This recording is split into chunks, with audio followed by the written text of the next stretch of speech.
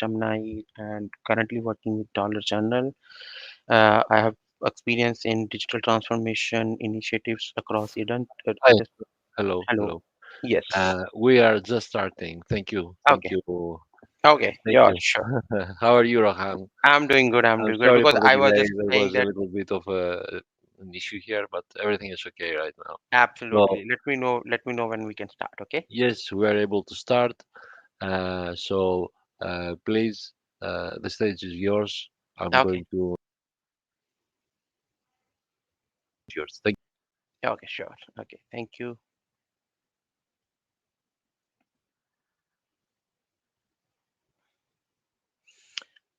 Hey, good morning, everyone. This is Rohan. Let me share my screen and then we can start. Just give me 1 second.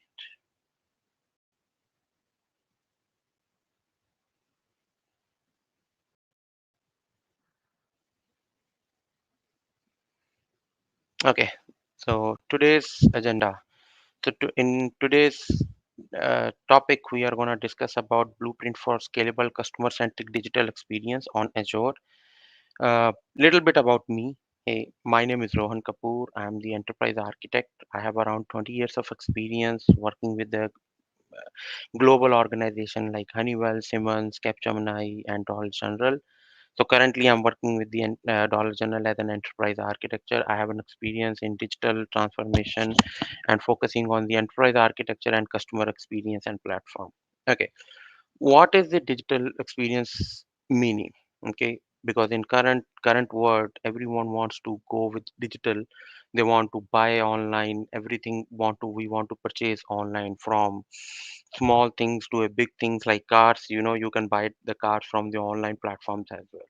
So in current world, the today's current world in customer has expectation where they want a seamless personalized experience across every channel. Meaning, if they come from mobile, they come from web, they want that it has to be a seamless experience. But what is happening is enterprises are fail to deliver those, and the opportunity that we are seeing is it should be a unified digital experience across the measurable business outcomes, so that any business they want to sell their products online, it should be seamless and it should be very easy for the customers to move forward. Okay, what was the challenges that we were facing when in one of my previous job, when we did the digitalization for the whole businesses, what was the problems that we were facing is that we had lot of different systems like CRMs was there for the customer relations. We have the e-commerce storefronts, we have the marketing websites which is hosted on the AEM, and we have the search platforms. Everyone was using different search platform. So what it means was that since they were doing the digitalization, but they were doing in a fragmented way. you know that's why someone was using some CRM, someone was using some e-commerce system, someone was using any other different external search platform. So that's where the whole thing was very fragmented. This was the critical business cost, because we want the business comes to us and say that we need the eroded customer experience, because we need a one customer experience. We don't need any inconsistent customer personalization and disjoining the interaction across the digital platform. We need to have a 360-degree customer view where we are making sure that customer is seeing all the same things seamlessly, rather than if I come from a one digital door front, it's a complete different experience. If I come from another digital front, it is a completely different front. That was the critical business things that we were facing, because they were doing it on a digital silos. Everything has their own fronts. Someone uses something, some business using something. It depends on their availability of the resources and the tech stack they know. Okay, then what we did as an enterprise architecture team, what we did that, okay, first of all, we need to have a unified customer portal, which needs to be powered by a CDP, which is a customer data platform, to make sure that we get the seamless experience for all the customers. Okay, from wherever, for all the different businesses, for that company, wherever the customer is coming, we want to make sure that they have a same seamless experience. That's why we started with this program, where we said that first of all we need to solidify, we need to we need to consolidate this fragmented technologies into a one technology, and then create a seamless customer experience based on it. So that's what the we choose Azure as the cloud platform. And what we did is we went with the API first design. Obviously, today this is a standard in the architecture. We went with the event-driven architecture, where we need to make sure that we can flow the real data from and to from the system up on the real time basis. Obviously, cloud native services are always preferable, because in the cloud you can improve, you can add more resources and the cost and the computing power on the fly, rather than be on the on-prem solutions. Okay, so what was the CDP platform? So customer uh, data platform is a consolidated platform where we see the interactions and the preferences and behaviors of all the customers. For example, if you have seen in Amazon, right? When you go to the Amazon website, if you start searching for a one product called shoes, the next time when you log in, Amazon will start popping you something that, hey, there is a new brand of shoes which might like your needs, which you might like, because you have searched it. So how this platform is able to recommend you is, first they create a profile, and then they look at your profile on what searches you have done over the past X number of period. So based on that, they will store that as your preferences, and the and that everything will be done by the CDP platform.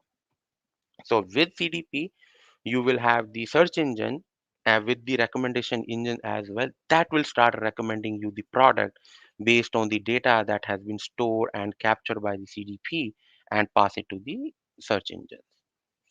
So what we have seen the increase is that analytics, we will start personalizing the real time person. We start seeing the personalization effect of accuracy improved by 37%. Obviously, faster response time. It was increased the reduction of the latency by 28%. Obviously, because we are automating the CI/CD pipeline and deploying into the cloud, and the development cycle and the deployment cycle is also increased by 42% for us. And since we were in the cloud, every cloud were having a 99.98% of scale reliability, because cloud services, and we have used lot of Azure native services for our works, and this has given us a uptime of around 99.98%. And we were able to support like 5 million monthly digital interaction with so much of a great performance and consistency. So what was the outcomes for that? Because every time when we do some digitalization, there should be some ROIs for the business, right? Because business needs to see that if you are doing something this much of drastical change on the digitalization, what is meaning for us? So that was some of the data that we have been able to present to our business, that we were able to improve the e-commerce platform by 23%. Satisfaction of the customers, because when they went to the end clients and end users, they were very happy that end users are now able to buy and do everything on a one platform. This is, we are talking about e-commerce platform combined with a self-service portal platform, where they can order the product, they can track the product, they can see where is my product, and on top of it they can see, they can open up a case in case there is a in case there is a problem in the product, they can open up a case from the same platform. As well as we have provided a lot of technical documentations and frequent asked questions at a access of one click, using the same platform to the customer, so that they can come and they can read all the documentation if they have any doubts before they raise the case. So this means we have reduced the number of calls coming to the call center, because we have given the product in a way that you have all the documentation available. But since if you have any particular question which is not covered in the documentation, you can open up a case, and someone from the team will reach out to the end customer and help them out, that hey, this is the problem and this is the results. And if we see that this kind of questions are coming up more and more, what we will do is we will update the frequent asked question documentation and add those kind of question into the glossaries. So that means lot of less calls to the customer care centers, as well as we have seen the increase of the around 18 to 90 million growth in the uh, in, revenues. What are the key pattern architectures actually, that we need to have a one unified integration layer. Normally when we talk about API first, everyone will start thinking about, okay, I will create some microservices, I will expose the APIs, that is it, that's the meaning of the real unified integration, the API approach. But what we did is we converted this whole thing on deployed the services into one integration layer. So what are the benefit of those? The benefit was, okay, we have converted that microservices and deployed into a one integration layer platform. And if we want to reuse any of this, we can use it from the existing APIs. That means if a business one wants the data from search engine and business two needs the data from the search engine, we can reutilize the same APIs using this integration layer and provide the data back to both the businesses. So that way, we don't have to deploy multiple APIs or multiple microservices in different areas or platform. And with the unified integration layer, it was we were able to control it, that how we need to deploy it, as well as we will able to see the stuff that, okay, how much traffic that is happening wherever, and what APIs are taking too much time. All those things we can do it from a centralized system rather than going into the different things. Second thing is obviously, event-driven architecture, the real-time data pipelines, Kafka and pub subs, all those nice technologies are available in the market. So we went to the event-driven architecture to make sure that any time there is a event has been published, it is immediately able to capture, and we are able to enable the immediate customer experience updates. Obviously, cloud native scalability, as I mentioned earlier, we have used a lot of uh, uh, Azure services for our stuff, and it was really helpful from the Azure side, where we were able to use the cloud native scalability from that platform. Okay, so what what are the steps that we should be taking, if we need to do a lot of digitalization, considering the customer experience? So first of all, how we did is we evaluated the existing system. As I mentioned earlier in the presentation, there were a lot of different storefronts and e-commerce front which were using by the businesses for their own convenience. What we did is first step, we assess that current architecture, how that system is working, what is the manual effort, how much manual effort is getting stuff. Then what we did is, after that, we designed a customer unique flow. So what does that mean? We conducted a lot of workshops using the data platform strategy with Azure as a foundation. We started conducting a lot of workshops with the business, where we explain that, okay, this is based on your current architecture or the current system, this is how your customer journey looks like. But what we are doing is, this is our proposed services or the our flow for that same customer. Yes, there are a little bit differences are there. So we went with the kind of a concept called as a global design model, where we kept the 80 to 90% customer journey for all the businesses as it is. And obviously 5-10% we have given the flexibility, where they want to make the changes only for that, we allow them to do that. What was the benefit for that is we were able to align all the business units into this single flow, and we were so that tomorrow if we want to cross sell the products, the same customer journey will help us out. And obviously the API first approach is the way forward, where we have enabled the APIs, the common API, which can be used by both the businesses and provide the data based on the business needs. That's pretty much it on today's agenda. If you have any other questions, please let me know, or you can put it into the chat or raise hand. I'll be happy to help on that.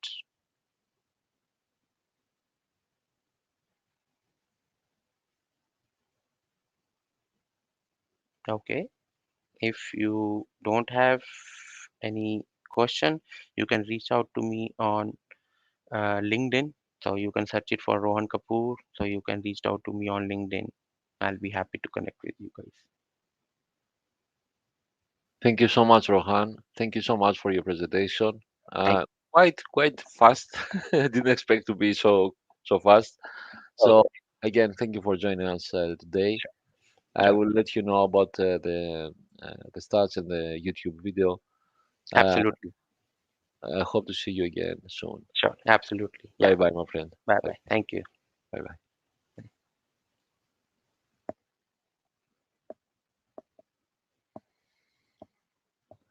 So we will continue shortly. We have a small of an issue in our live hosted pages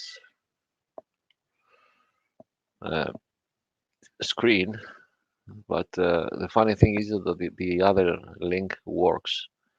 I don't understand that. Anyway, allow me some time to figure out this thing, and I will be with you shortly.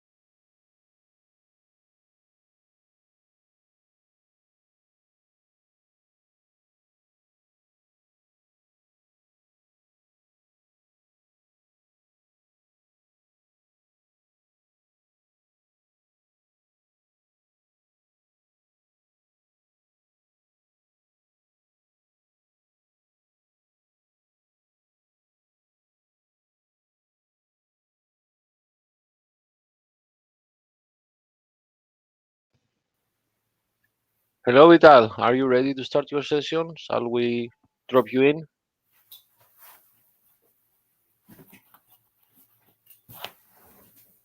Vital, are you here? Yes, I'm here. Are you able to hear me? Yes, absolutely. Oh, okay, perfect. Whenever you're ready, you can start. The stage is yours, my friend. Thank you for joining us and thank you for submitting your session in Azure Innovators Hub. I'm trying to solve an issue with a live stream link, but you can go on. We are live streaming on YouTube, so that's okay. Oh, okay, sounds good. Let me get started by sharing the screen here. Just give me a minute.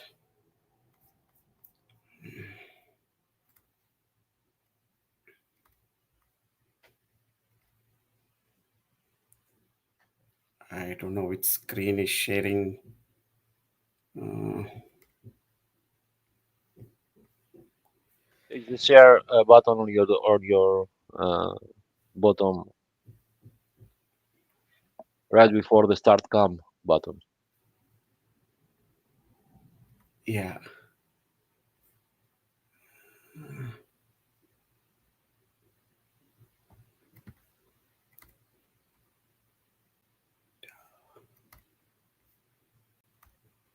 Okay. Is my screen with the presentation on is showing up? Yes, absolutely. We can see your There screen. you go. There you go. Okay. Thank you so much. So let's get started. So today's topic is on the predictive analytics in the healthcare AI for the diagnosis and the risk reduction, right? And let me a little bit talk about myself. My name is Vitalrao Baikadola.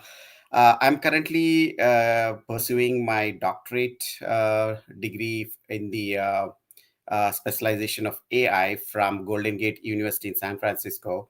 From a professional standpoint, I've been working with Zeomega for the last 16 years, which is in the healthcare. And I'm passionate about the healthcare AI research that I've been doing it. And I've been specializing in the predictive analytics part, machine learning applications in the clinical settings, and also passionate about the healthcare technology innovations, right? And my main goal is to bridge gap between these AI capabilities and the practical healthcare solutions. And that's where today's my topic is also to talk about the healthcare itself, right, from the predictive analytical standpoint. So just to give you a little bit background about, right, so traditionally we have seen the healthcare being in a reactive mode, meaning like if there is a disease that has happened or any issue that has happened, then that gets treated, rather than looking at the preventive actions, right? So I call this as a sick care, right? Which is also termed as a reactive care, which means they are reacting once the treatment, based on the treatment and the disease that has been identified, right? Basically, this involves the intervention and treatment only after the onset of the symptoms or a confirmed disease has happened. So that's how the traditional reactive care or the sick care is happening. Now, the future state that we are envisioning involving the AI is the predictive health systems, meaning preventing the care. So, what we are doing here is we are leveraging the AI and the advanced analytics for proactive preventive care by early diagnosis and creating a personal interventions and a care plan for the patients to be taken up. So that's what I'm calling it as a preventive care or a health care. So as you see, it is being moving out from sick care to health care, and the medium that we are using is the AI, using the advanced technologies of machine learning, predictive analytics, and lot many tools that are used under the AI that will be used in that. So we will briefly talk about in today's session that we are covering is how the current state of healthcare is helping in the AI, and also the predictive analytics applications, right? So what all the applications we will be using it, what all the diseases we have been able to detect as a preventively, right, before occurring, and how much of the cost savings we are doing it, what are the results, the performance from our testing of the AI. So these are something that we will look into it. And mainly we also talk about the implementation challenges, right? So when we are trying to implement the AI in healthcare, it's not that easy. So what all the things that we need to consider as part of the implementing of the AI in the healthcare, right? That includes some bias addressings and the quality of it, integration issues. So these are so many like this that we will be looking at it, and also what should be our future of the precision medicine. So preventive healthcare, in the health industry, we are expecting it to have it a precision medicine, meaning that you are precisely identifying what needs to be given to a patient or to take care of the patient as part of this um, AI technologies that we will be using. It. The AI technology will be able to help us in identifying those. And we'll also talk about the ethical AI adoption and scalable solutions here. Okay. So now let's move forward. The main thing that we use in the AI, right, from the analytical standpoint is the data. For anything we need data.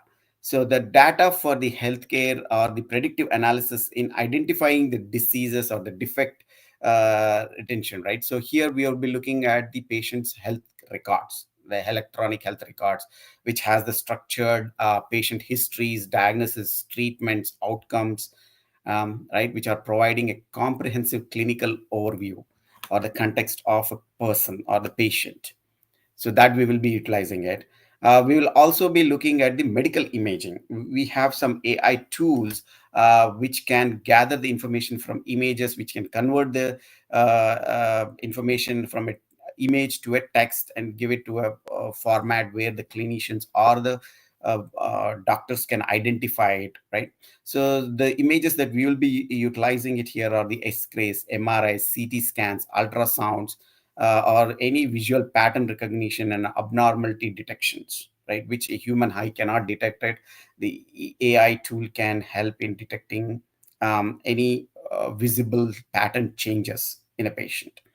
And some of the data is collected also through the wearable sensors, like the like vital signs collected through your Apple Watch if you are using it, or any other device which records your vital sciences or activity levels, the psychological indicators. Some of these are can be used as a real-time insights as well, from a data collecting standpoint.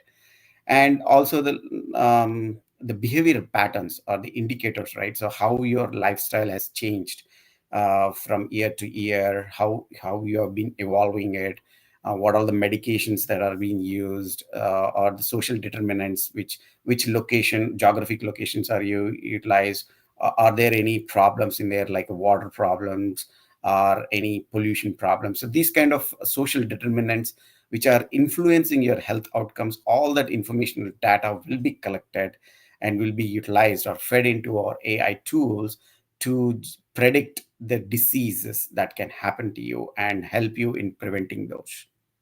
Right. Let's move ahead. So what are the technologies that we have used from the AI line? So we have used the deep learnings, where we helped our patients to diagnose through the diseases through it. So we have used some advanced neural networks and revolutionary early detections across the multiple conditions, surpassing the human accuracy. So whatever the doctors cannot identify it, the AI tool can identify it, and we have seen that diagnosis being detected by AI tool up to 93% of accuracy. So that's what the AI tool can define and design, right? Not only that, we also have helped patients to identify cancers, cardiovascular diseases, neurodegenerative disorders through sophisticated pattern recognitions. So there are various tools, mechanisms that are being used in the AI to identify these diagnosis breakthroughs and help the patient to cure himself from a preventive manner rather than suffering and being a reactive mode, right? And what else we have also done in this research was we also helped in the patients doing the cancer detections, where our AI models have been identifying malnutritions in mammograms and CT scans months before the traditional screening methods, are enabling earlier intervention and improved survival rates. So this is something that the AI tools can detect it. And also from the cardiovascular standpoint as well, they are also being able to predict. Algorithms analyze like ECGs, blood pressures patterns, lifestyle factors, identifying risk patients before the cardiac events occurs. So before the heart attack occurs, is the AI tool can predict it, saying that hey, you're on the verge of doing this. You need to take care of your heart health and all of that. So those cardiovascular diseases identification also can be done through our AI tool. And the AI tool also helps in identifying the neurodegenerative conditions, which includes Alzheimer's, Parkinson's, right? Our machine learning detects these early signs of these diseases, and in this changes in the speech patterns, movement, and cognitive assessments. These are the some of the data that would be utilized to determine, yes, you're getting into the Alzheimer's or the Parkinson's stage. So it's identifying that early enough so that you can take a preventive care to address those. Right. Along with these, we also seen a chronic disease prediction excellence as well, where we have seen about 91% prediction accuracy for the chronic diseases, where the models combining the multiple data sources, right? So we have integrated the laboratory results, vital signs, comprehensive lifestyle data. This AI system achieves remarkable accuracy in predicting diabetics progression and heart disease development, empowering clinicians with actionable and early intervention opportunities. So this is the great breakthrough in the healthcare industry using the AI tools, right, where we are able to predict or analyze the data that we have and predict the diseases or any changes of the human patient that can be treated, right? Um, Not only the benefits of identifying the diseases, we have also seen the hospital readmission prevention can also be done using the same predictive analytics that we are doing in the disease identifications, right?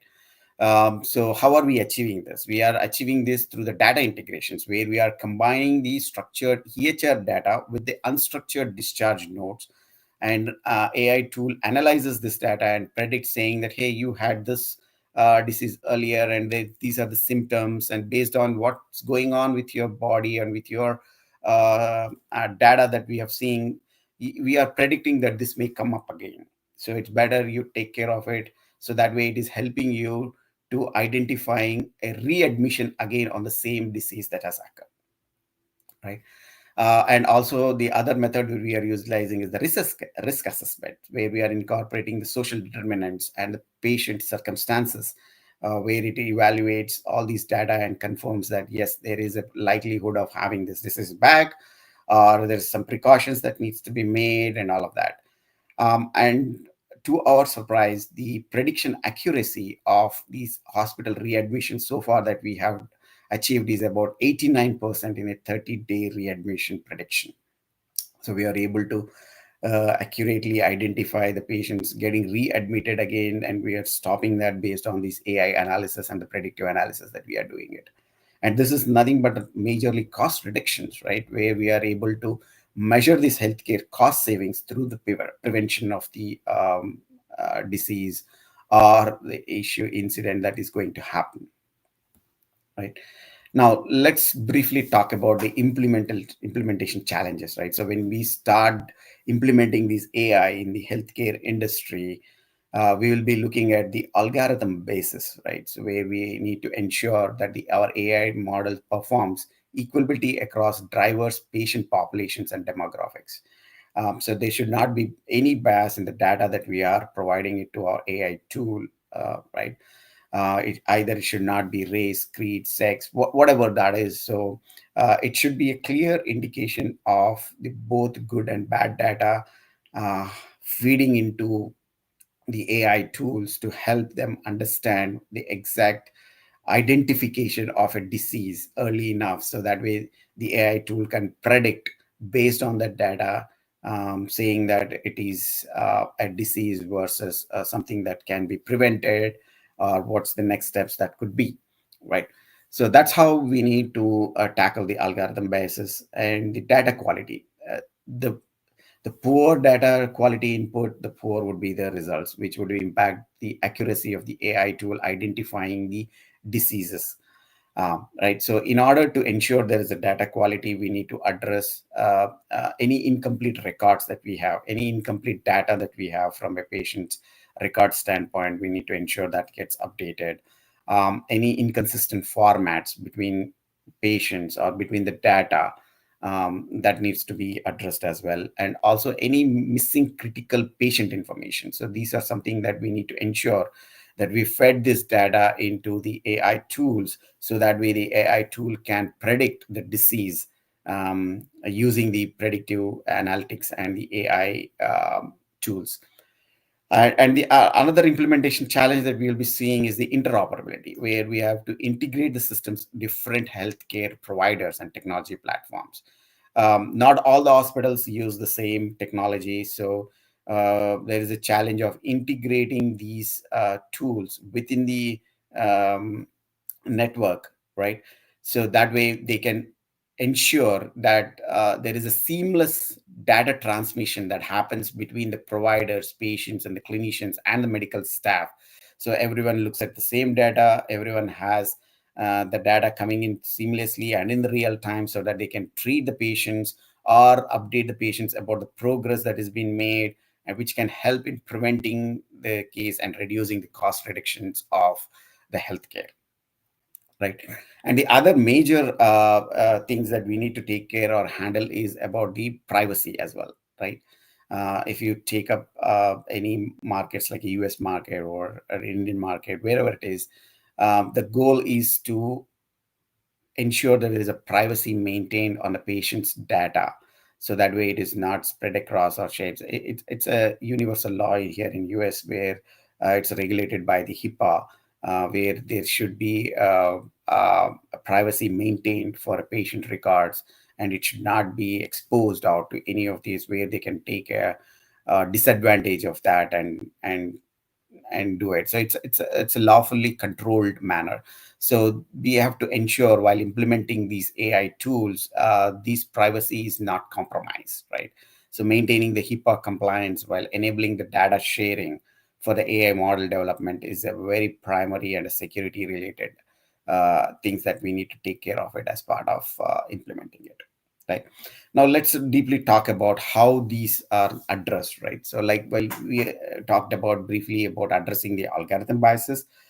First thing is we need to ensure that we don't have any diverse training data, meaning that we need to represent across all the demographics groups and all the medical conditions same and equally, so that the data is input to the AI tool in such a way that the output or the accuracy results are not bias dependent, right?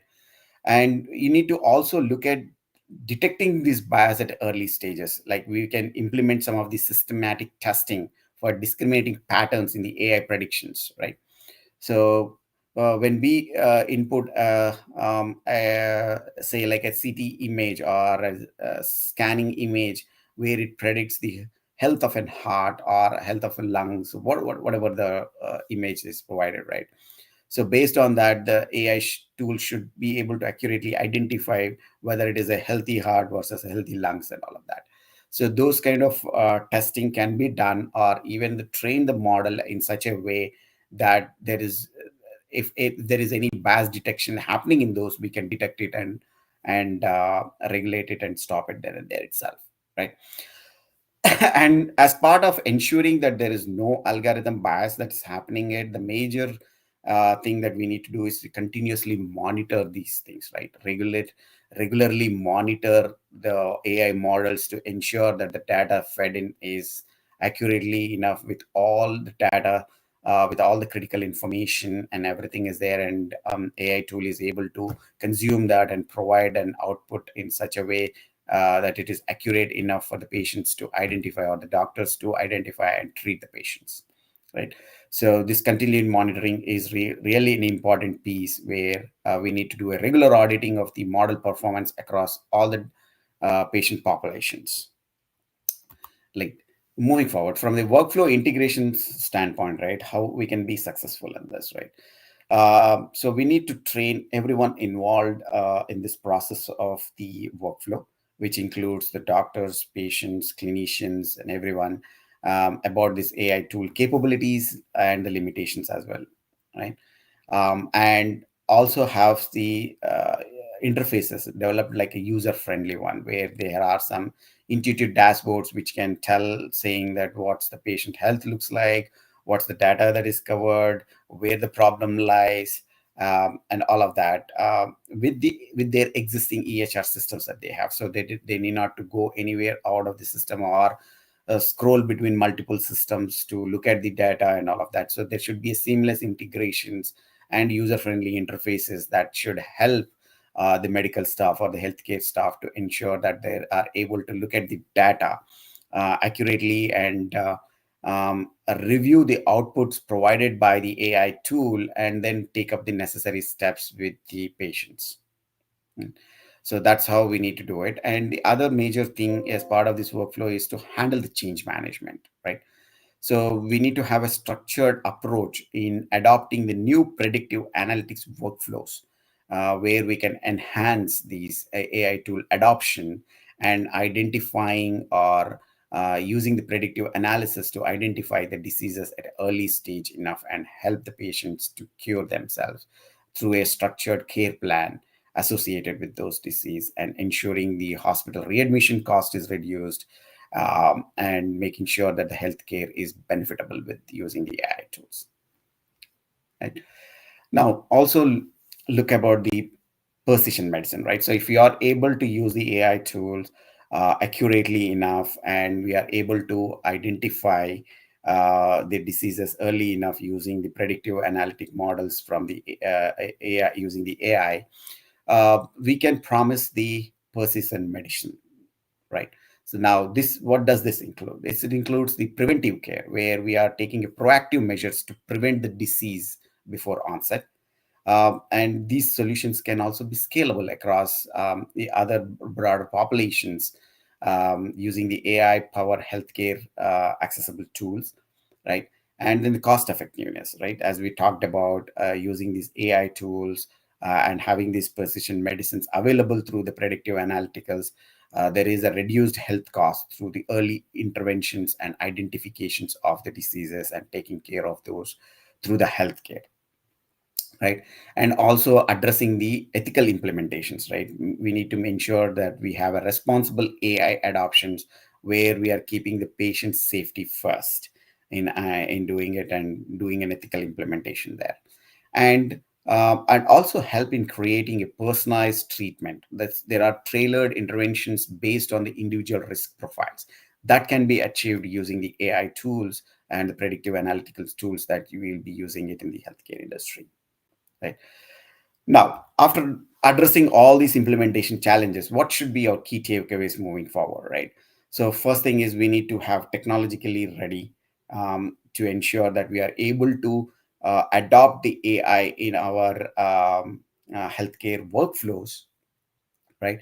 Where we need to ensure that the accuracy of these AI detections is more than 90%, and also has a clinical viability for any immediate implementations, right? So that needs to be taken care of as part of the technology implementations. And then moving on, once we have technology set up, then we need to get into the implementations where we need to have a strategic plan in place in implementing these AI tools by successfully addressing all the implementation challenges that we talked about, which includes addressing the bias, ensuring the data quality, and prioritizing seamless workflow integrations. That should help up in speeding up the I would say, the implementation of the AI tools and taking the benefits of the predictive analytics using the AI tools in the healthcare industry. That's how we should be able to implement it and help the lives of all the healthcare staff, including the patient, treating him well, and ensuring that the patient's safety is also accounted for, right? After strategic implementation, we also need to have an ethical foundations where we need to ensure that the AI adoption combines these advanced ML technologies, which is the machine learning technologies, with a robust ethical safeguards for ensuring the patient's safety, meaning that the patient's data is safe enough, which is excuse me, which is shared exclusively for the patient and the healthcare, utilized to create a specific tailored care plan for these patients to ensure that the disease identification is done and addressed, right? And with all these things, what we can achieve is the healthcare transformation. So the future of the medications or the medicines is predictive, personalized, and prevention focused, enabled by AI at a scale. So using the AI and the predictive analytical tools, all this, we should be able to achieve a healthcare transformations, which is from reactive to proactive. Okay. So with that, I will rest my presentation here. And if you have any questions, yeah, you can reach out to me via uh, LinkedIn or through this conference anytime. I'll be happy to address any of your questions you have.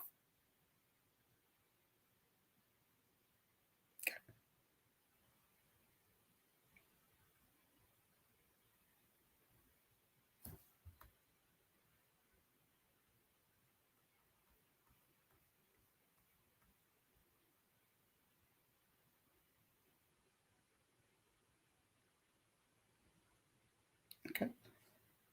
I hope no questions there. Um, Back to the host then.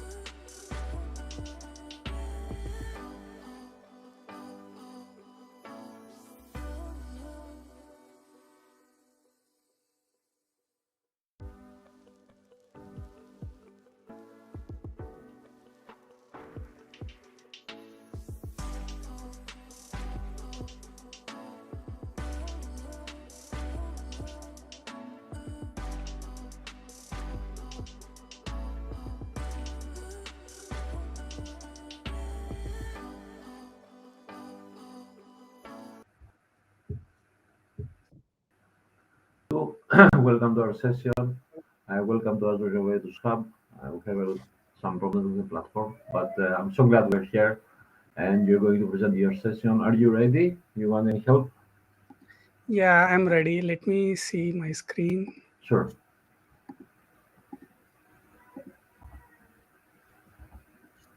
Are you able to see my screen? Absolutely. Okay. The stage is yours, my friend. Thank you so much.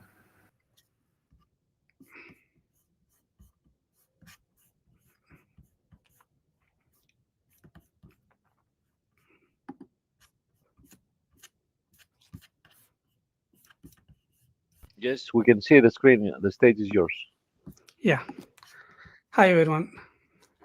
Good evening. My name is Madhuniranjan Reddy Puduru. I work for Synchronous Technologies USA. Today, I will be presenting DevOps-driven Android testing framework, Azure DevOps integration for multi-branded apps. This framework highlights how automation, scalability, and DevOps integration together can revolutionize Android testing, especially in multi branded environments where managing complexity and fragmentation is always a huge challenge.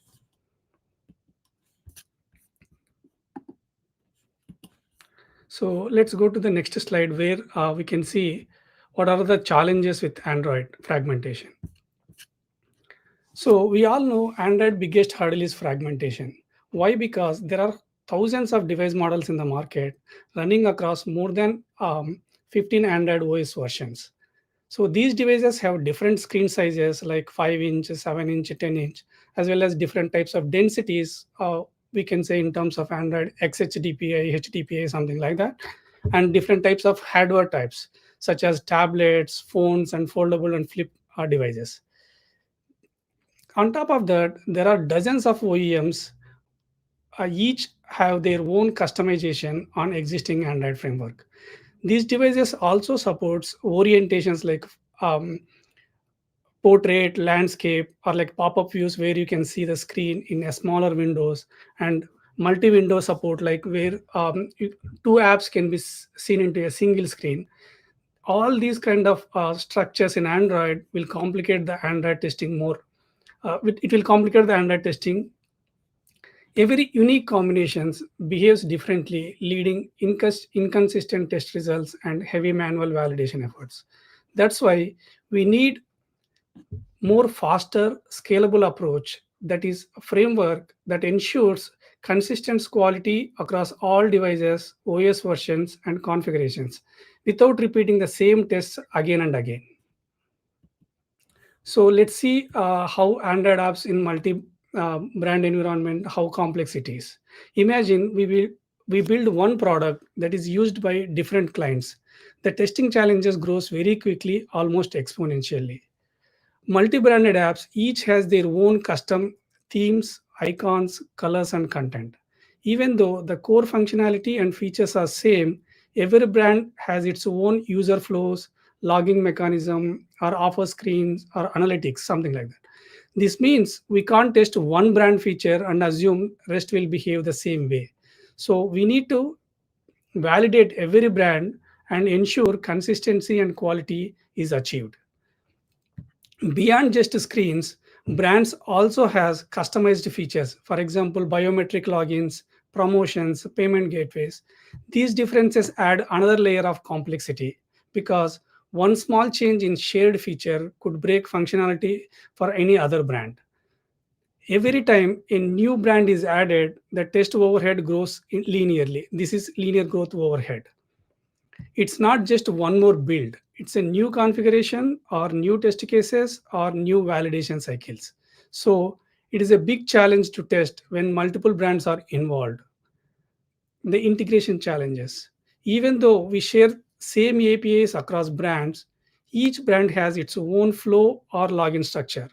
Each brand saves its logs in different format or location. Because of that, it becomes quite tough to trace or connect issues across different environments. Also, even the same might be tracked differently by each brand.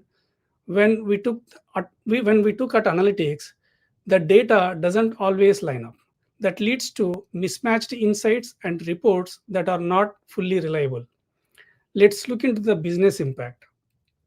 From the business standpoint of view, this translate to higher test maintenance cost, more complex reporting, and slower issue identification. Essentially, as the brand portfolio grows, test efforts increases unless we find a smarter, more unified way to handle it. Our goal here is to solve by creating one unified, scalable test framework that could handle all brand variants efficiently, no matter how unique it is and how difficult it is. The research objectives and our vision. The design our next generation testing framework, we define five core goals. They are scalable architecture and speed, validation, accessibility, and efficiency. Scalable architecture that integrates seamlessly with Azure DevOps, ensuring smooth CI/CD alignment. Enhanced performance, creating a testing system that is faster, easier to maintain, and adaptable to new Android releases. By deploying the framework in real world environments and collecting performance metrics, we can evaluate the industry validation. Cross functional access. Even non developers can execute and monitor automated tests using simplified interfaces. Resource optimization. This can be achieved through automation or containerization and intelligent parallel execution. Let, let's discuss about the key contributions. So the main idea here is to build a system that anyone, whether it's a developer or QA tester, can use confidently without needing deep technical knowledge. The focus is making it fast, scalable, and measurable. So we can clearly see improvements in both testing time and overall operational costs. With this innovative framework, we can achieve 289% improvement in efficiency by integrating three powerful Android testing frameworks. They are Detox, Espresso, and Mastro. Each framework will continue to play its strength. Detax will handle asynchronous reactive native apps, Espresso will validate native Android UI, and Mastro will drive fast AML based end to end scenarios. By combining them with Azure DevOps, brand specific tests will run in parallel. Avoid duplicate effort, and scalable across multiple OS versions. The low code workflow that will allow even non-technical team members to create and trigger automated tests. Using simple configuration files and guided templates, QA analysts and product owners will be able to execute complex test flows without writing single line of code. This will make automation more inclusive, speed up onboarding, and strengthen collaboration between development, QA, and operational teams. This framework will become ROI positive within just 4 months of deployment. With the reduced manual testing, optimized infrastructure, and intelligence test selection, we can cut operational costs while boosting the release velocity. Let's look into the framework architecture overview. Our framework follows a 4 layer architecture. Each layer has designed for scalability, efficiency, and easy maintenance. Each layer has its clear role but works seamlessly with others. It's flexible enough to add new tools or extend new brands without adding rework. Integration layer. This layer links with Azure DevOps pipelines with mobile testing tools and acts like a backbone that connects builds, tests, and reports, ensuring full traceability and automation. Orchestration layer. This layer manages brand level parallel execution and scheduling. It coordinates multiple test runs across different brands simultaneously. This layer saves a lot of time and optimizes resources. Execution layer. This is where all testing happens. It runs Detox, Espresso, and Mastro tools together, covering reactive native, native Android, and end to end scenarios within one system. The last one is reporting layer. This layer brings everything together by providing real time dashboards and analytics through Power BI and Azure Monitor. This also helps teams make data driven quality decisions. The key advantage of this design is its plugin extensibility. We can really add new framework or connect to cloud services without changing the core system. In short, this 4 layer setup keeps our testing modular, scalable, and ready for future growth. Let's talk about integration layer. This is the layer, basically a backbone of our entire DevOps testing framework. You can think of something like it's a central nervous system that connects everything inside Azure DevOps. From build pipelines and test workflows to final outputs like APKs, logs, and coverage reports. Instead of maintaining multiple pipelines manually, we just use one standard template and change a few parameters per brand. This way, we can easily extend our framework for multi-branded apps. This makes onboarding a new client or new variant also really quick. No need to rewrite anything. Just update the configuration and just i- integrate the new um, new variant. This layer also makes sure security and reliability are built in. Things like credential storage, API tokens, and signing keys are all handled securely inside Azure DevOps. Every stage from build to deployment follows a strict access control and encryption that keeps everything safe and secure. It also connects Git Actions and Jira so that every code commit can be linked directly to a Jira ticket, pipeline run, and final artifacts. This gives a complete audit trail right from the requirement to release. To keep things lightweight and cost efficient, this layer handles automatic cleanup and artifact retention. Old logs and temporary files are cleared automatically, so the pipelines will be clean, fast, and easy to maintain. Overall, this layer acts as a heart of the system, keeping everything connected and secure all brand variants. Next layer is orchestration layer. So this has four important stages. Let's begin with the dynamic test selection. Today, in most systems, even only one small piece of code change has changed. The commit triggers hundreds of tests. This wastes a lot of time and resources. Our goal is to make a system intelligent enough to understand what actually has changed in the code. Using code different analysis and commit information, this framework automatically detects which parts of the code are affected and runs only those specific tests. This way we don't waste time running this way we don't waste time running hundreds of test cases unnecessarily. The system focuses only what really matters. For example, if a developer modifies the login flow, the system will just trigger the related authentication tests instead of rerunning entire regression suite.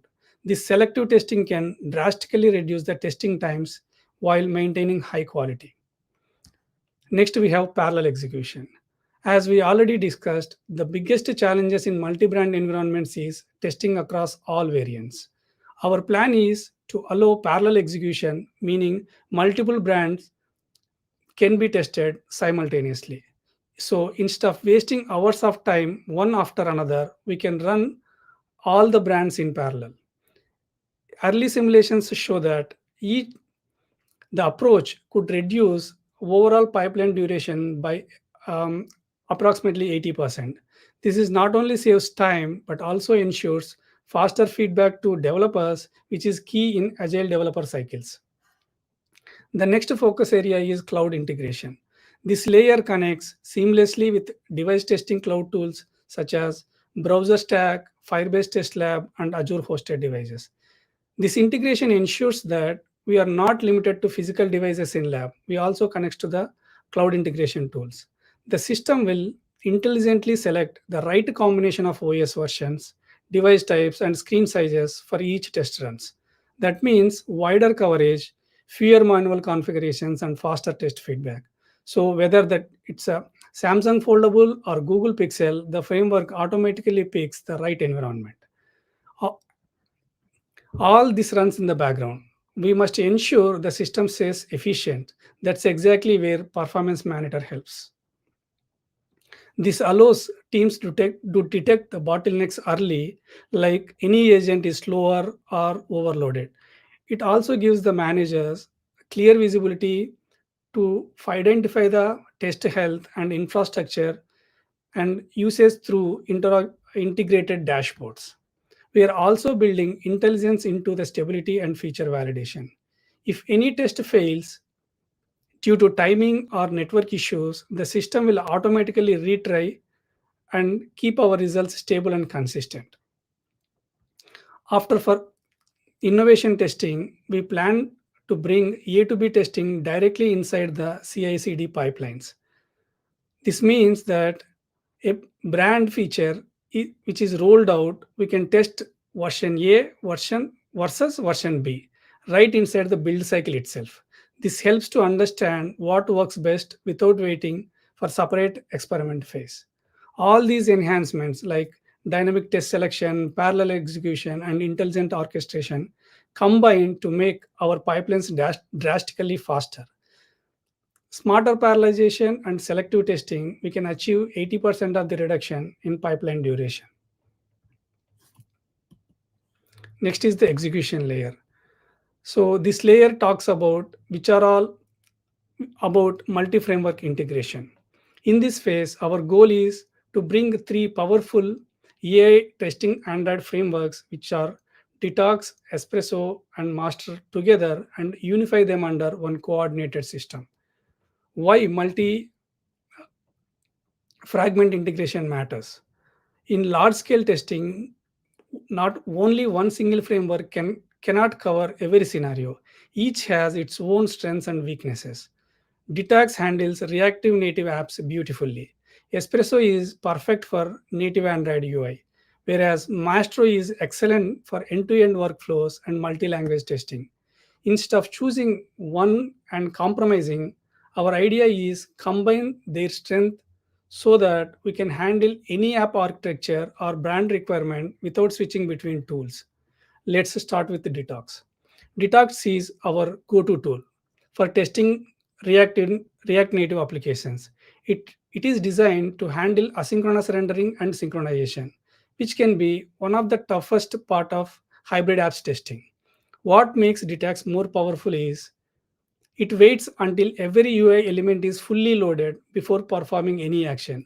This means less flaky tests and more consistent results across multiple devices and platforms. The next one is Espresso, which remains the backbone of native Android testing. It's tightly integrated with Android system and making it extremely reliable when testing UI behavior, animations, screens, or user interactions. One of Espresso's biggest strength is its precision and speed.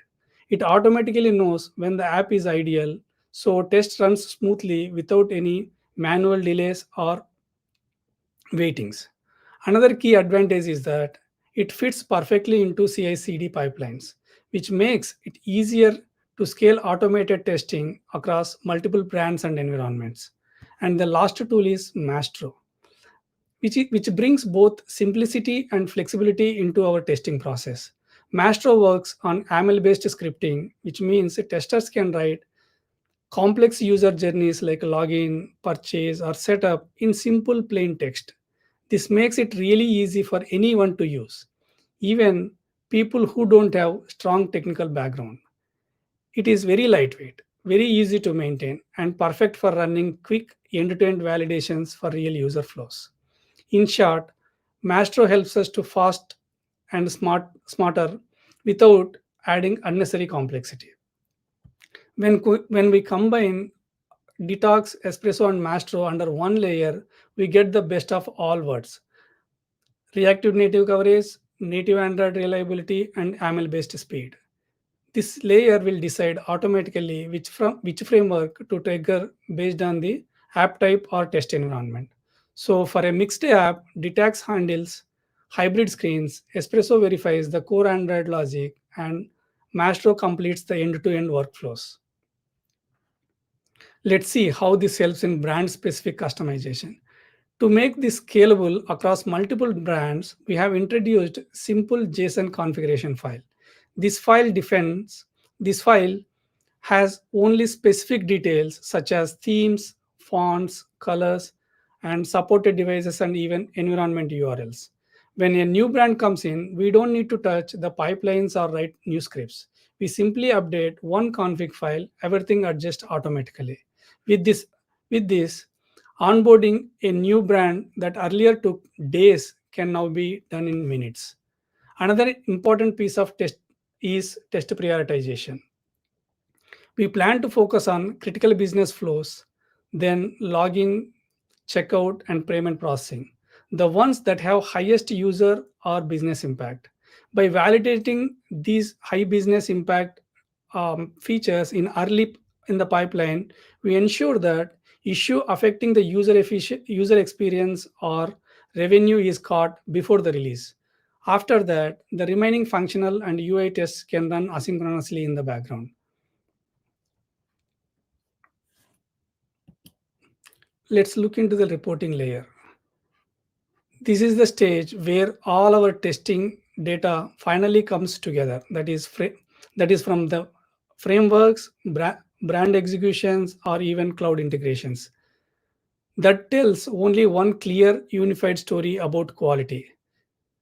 Think of it as a single dashboard that connects every piece of testing process, giving us a complete picture of how well everything is performing across brands and environments.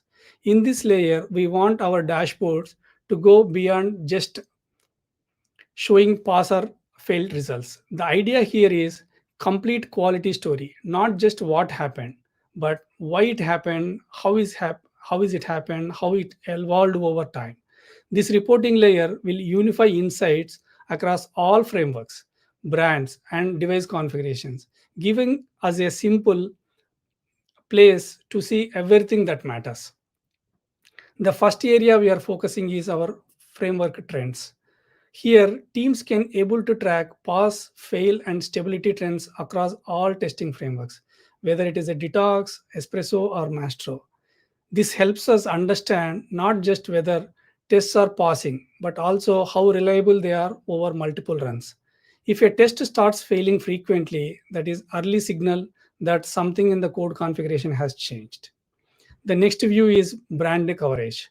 Since we support multiple branded variants, we need visibility into what's being tested for each brand.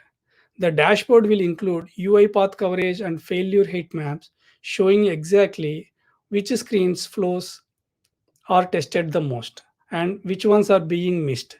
This kind of visualization is extremely helpful for QA leads because they can instantly see where the testing gaps are. Then comes historical analysis, which let us look at back over time. We will be able to view defect frequency, test duration trends, and failure distribution over weeks or releases. This is very powerful. For example, we can identify if certain modules frequently fail right before the release or if some tests are taking longer with every build. With this information, we can make data backed decisions like refactoring slow test cases or improving resource allocation. To take this step further, we are integrating with Power BI and Azure monitoring for deep analytics. This is where predictive intelligence comes into play. Using pattern recognition, we can start predicting flaky tests before they cause problems in production. And with the automated regression alerts, teams will get notified the moment when test failures spike unexpectedly. New sites delivered. What all this means is that our dashboards will not just be informative, but action driven. Managers can quickly see where the test quality is dropping.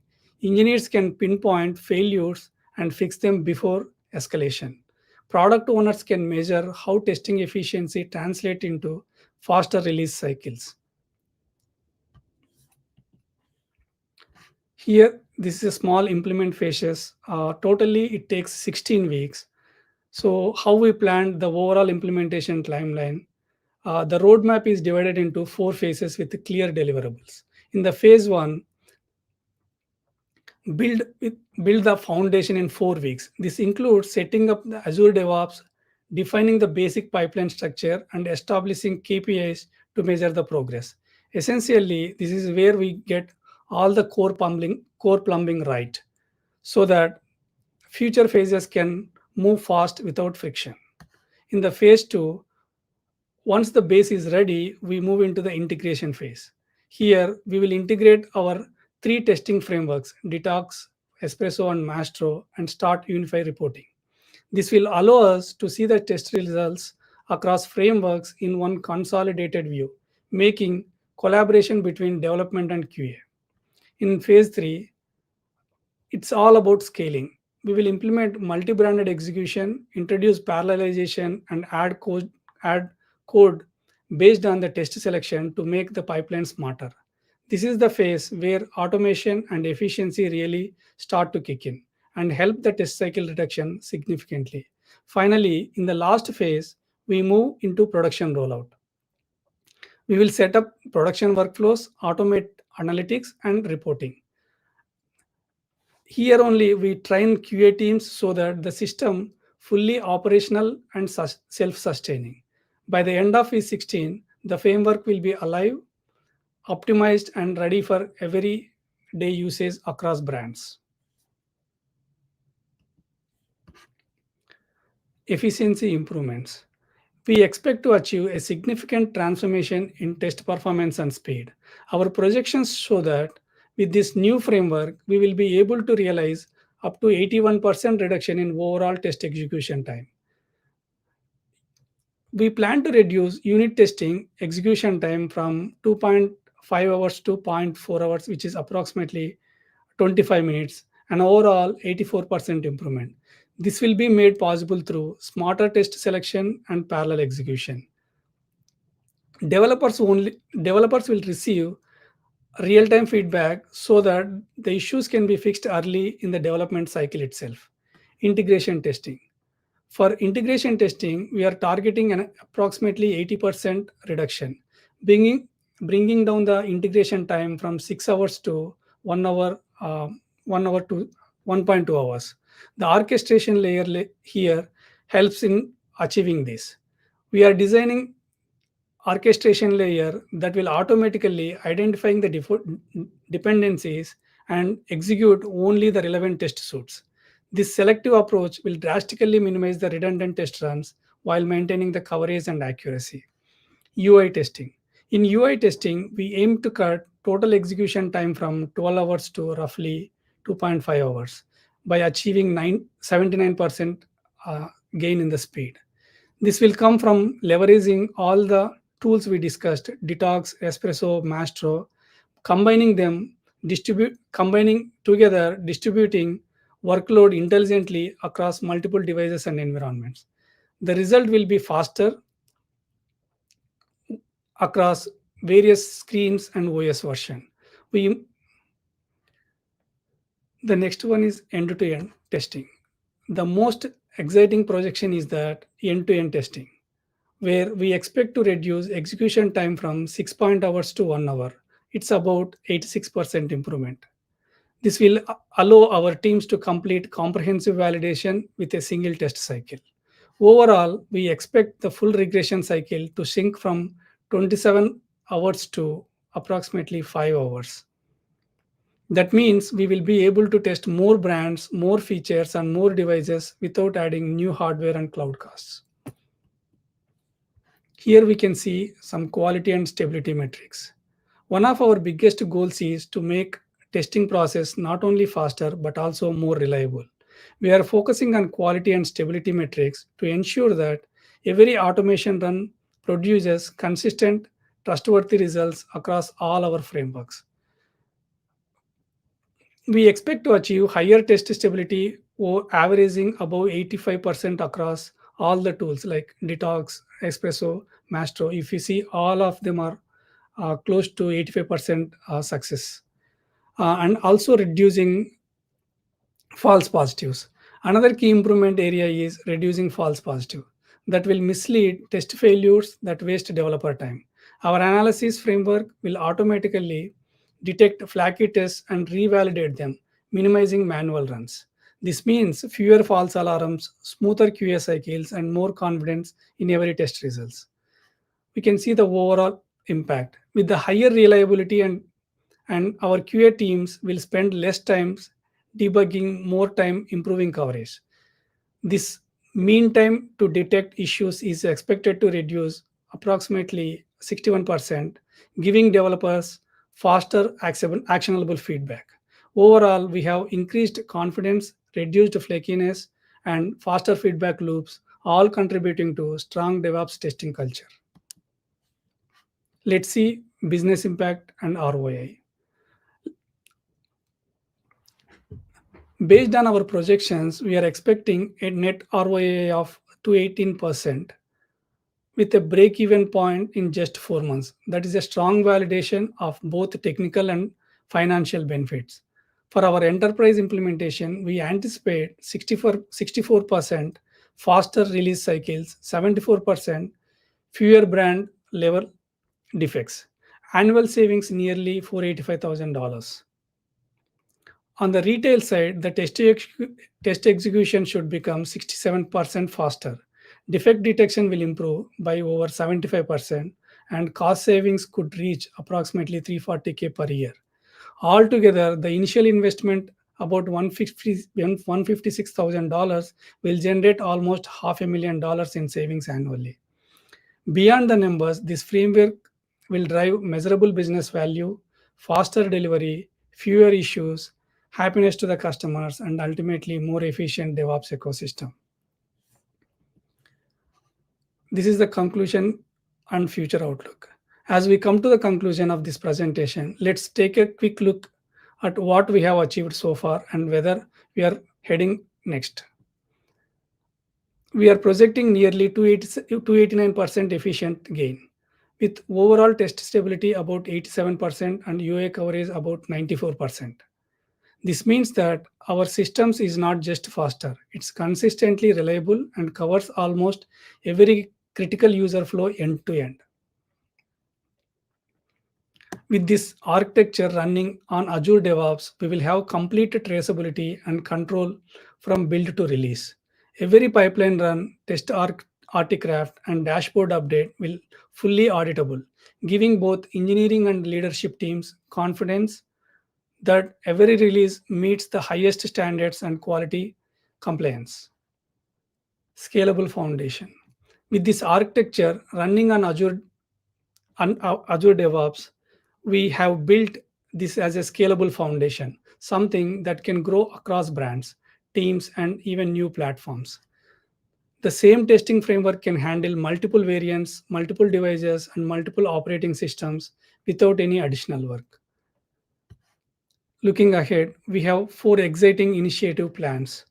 AI integration. We plan to bring its machine learning driven testing generation where the system itself can identify new test cases by analyzing code changes and historical failure data. Risk based prioritization. Next, we will use the AI based prioritization to focus testing on the areas that matters most, like high risk features, complex workflows, or recent code updates. This will make every test cycle even smarter. Cross-platform extension. We are also expanding beyond Android to include iOS and web testing as well, creating one unified testing framework that works across all platforms.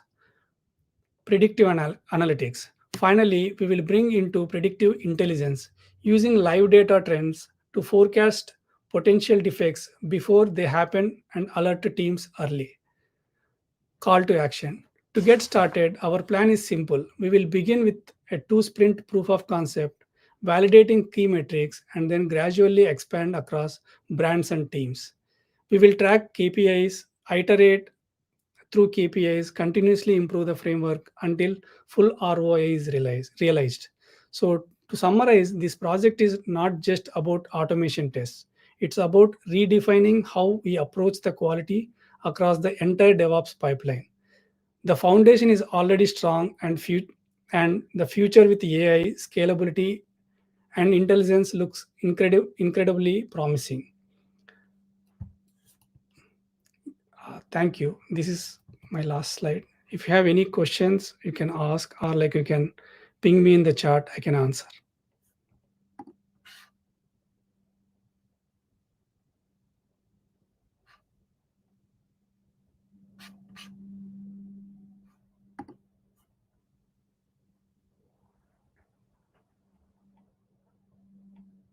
Hello.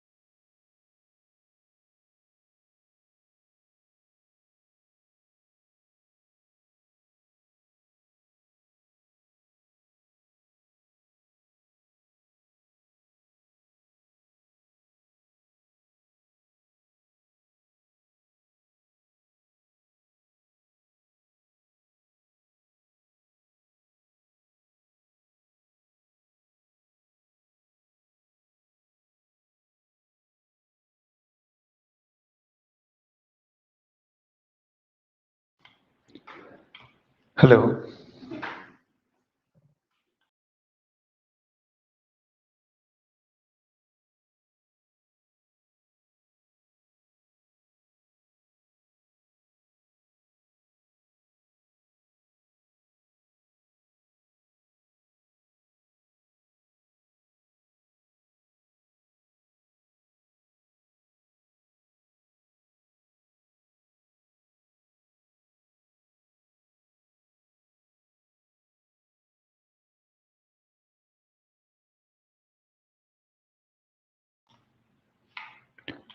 Hello.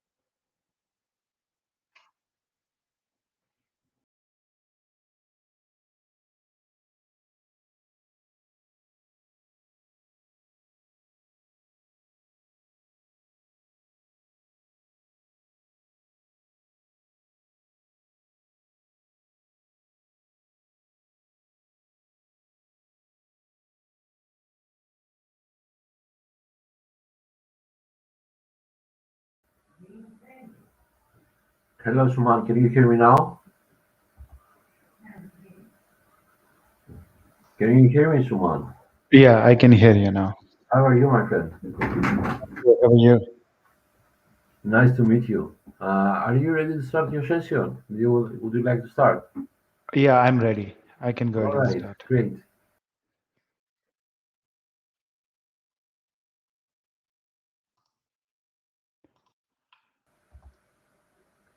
Whenever you're ready, you can share your screen and I will add it to the stream. Okay, let me share my screen. Okay.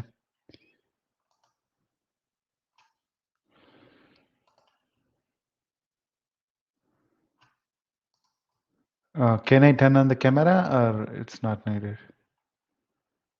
Right. Whatever you want to do, whatever you prefer. Okay. Okay. Light on is on. Okay. Let me turn on my camera. Okay. And let me share my screen.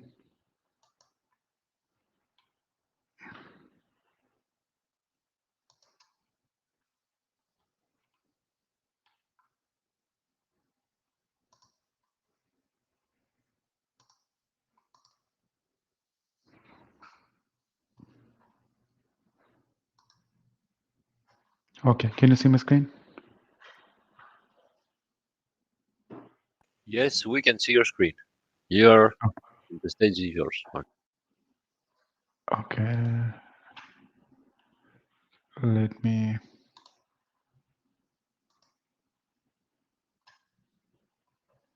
Okay. Can you see my PPT now? Yes, of Up. course, of course. Yeah, optimizing Azure SQL database performance in enterprise environments. Okay. Okay, so good afternoon, everyone. My name is Suman Reddy Gaddam, and I'm a senior data engineer at Epsilon and a graduate of San Francisco Bay University. Today, I will be presenting my research titled Optimizing Azure SQL Database in Enterprise Environments. This session focuses on how enterprise can achieve remarkable performance improvements and cost efficiency in Azure SQL deployments. Okay, so let's let me go to the abstract and overview. So let's begin with an overview of the research. So this study analyzed 47 enterprise Azure SQL deployments across financial and healthcare sectors. We observed an 87% of the query response time and 42% reduction in operational cost. Our approach integrates intelligent performance features, advanced indexing, workload tuning, and proactive monitoring to achieve these results. Okay, next thing is so research motivation. So coming to the research motivation, cloud adoption is accelerating with Azure SQL becoming the preferred choice of missions for critical systems. However, the platform as a service abstraction model limits hardware control, which introduces unique optimization challenges. So according to the industry data, 73% of enterprise experiences degraded performance after migration. So the financial impact is also significant, with an average of 2.3 million lost annually due to the insufficient compute usage. This highlights the urgent need of structured optimization frameworks. So let's go to the research objectives. Okay, so the research is guided by four key objectives. First one is identify performance bottlenecks in Azure SQL Enterprise environments. And the second one is develop a holistic optimization framework combining both Azure native features and traditional tuning. And third one is measure tangible performance and cost improvements. And fourth one is provide industry-specific recommendations tailored to finance and healthcare sectors. Okay, and literature review. So our framework builds upon three major areas of prior work. So first one is Thomson established fundamental provisioning models of cloud database, and Martinez and Lee demonstrated the benefits of machine learning based auto tuning. And third one is Robert developed cost performance modeling for cloud systems. However, prior studies lacked a comprehensive Azure specific framework unifying both cost and performance management. Our research addressed this gap. Okay. Next one is research methodology. Okay, so coming to the research methodology we followed. So we followed a mixed methods approach combining quantitative metrics and qualitative assessments across 47 enterprise deployments. The sample included 28 financial services and 19 healthcare organizations. Azure Monitor APS captured metrics like query execution time and resource utilization and IO performance over 6-month observation period. The phases included baseline measurement, framework application, performance impact evaluation, and the cost benefit analysis. So next, coming to the proposed optimization framework. Okay, coming to the proposed optimization framework, our proposed framework four-layered and integrates Azure native intelligence with proven database principles. So this layer includes intelligent performance features, advanced indexing strategies, workload specific configurations, and proactive monitoring with predictive analytics. This structure ensures adaptability, scalability, and measurable results across diverse workloads. Okay, and coming to the next one, intelligence performance features. Okay, so the first layer focuses on intelligent performance features. Azure's automatic tuning capabilities such as force, last good plan, and automatic indexing creation significantly improve performance. These features reduce plan regressions by 78%, improve query speed by 42%, and optimize storage by 23%. So query store configuration also plays a key role in maintaining historical performance data for tuning decisions. Okay, next, advanced indexing strategies. Okay, when coming to the advanced indexing strategies, we examine advanced indexing, column store indexing, improve aggregation query speed by up to 89% and reduce storage usage by 68%. So filtered indexes are ideal for multi-tenant systems, delivering targeted performance with 45% storage savings. Selecting the right indexing strategy directly influences IO, CPU efficiency, and workload balance in cloud environments. Okay, workload specific optimization. Okay, coming to the workload specific optimization, this ensures balanced performance between OLTP and OLAP systems. Read replicas reduce primary load by 37%, while resource governors improve OLTP performance by 23%. So temporary tables accelerate historical queries by over 52%. Elastic pools provide up to 41% cost savings through efficient resource sharing across multiple databases. Coming to the next slide, it is about monitoring and proactive management. So proactive monitoring is crucial. So we implemented a monitoring framework using Azure Monitor and Log Analytics to capture real-time metrics. Automated anomaly detection and AI-based forecasting achieved 82% prediction accuracy and reduced reactive incident by 76%. This approach enhances reliability, performance stability, and capacity planning precision. Okay, the next one is cost optimization techniques. So cost optimization is another key component of our framework. Reserved capacity offers up to 58% savings for stable workloads with an ROI in about 2 months. So elastic pools provided 41% cost reduction through shared resources. Serverless compute achieves up to 83% savings for dev and test environments. Overall, organizations improved budget predictability by up to 80%, 87%. So, okay, quantitative results. Okay, next one is quantitative results. Okay, our quantitative analytics confirmed statistically significant performance improvements. Query response time improved by 87%, throughput by 156%, and concurrent user handling by 203%. Resource efficiency rose by 42%. These results were consistent across all observed deployments, validating the robustness of our framework. Okay. And discussion and sector insights. So in financial services, low latency and transactional consistency are top priorities. So these systems benefit from indexing stability, aggressive caching, and ACID compliance. In healthcare, the focus shifts to the reliability, monitoring, and compliance. Our framework adapts effectively to both industries, balancing performance with security and regulatory needs. Okay, coming to the conclusion and future directions. So to conclude, systematic optimization combining Azure native AI features with traditional tuning yields significant performance and cost benefits. So empirical validation across financial and healthcare domains confirms its scalability and reliability. Future work includes AI-driven autonomous optimization, cross-cloud performance analytics, and integration with Azure Synapses for unified analytics. So thank you all for your time and attention. I hope this presentation provided valuable insights into the optimization Azure SQL database performance effectively and sustainability. I will be happy to answer any questions if you have anything. Thank you. That's all from me.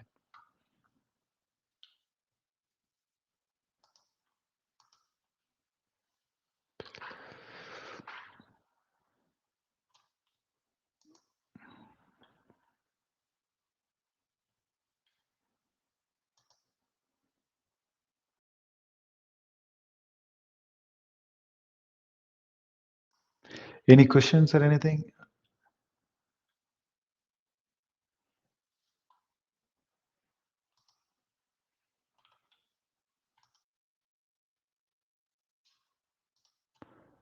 Yeah, I can hear you.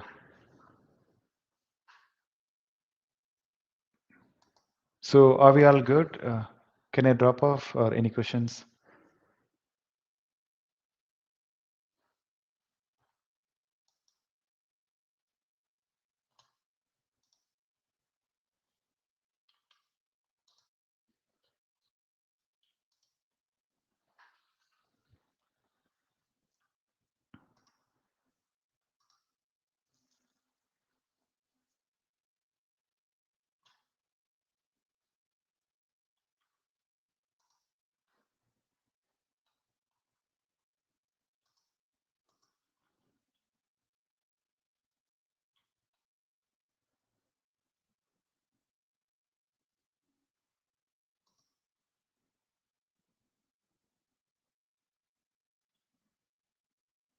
Can I drop off then, Consta?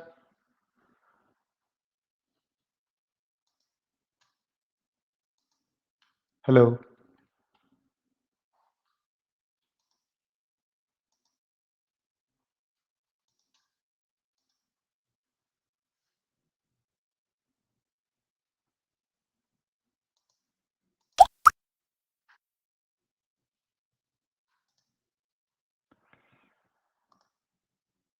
Hello. Kunsta, can I drop off?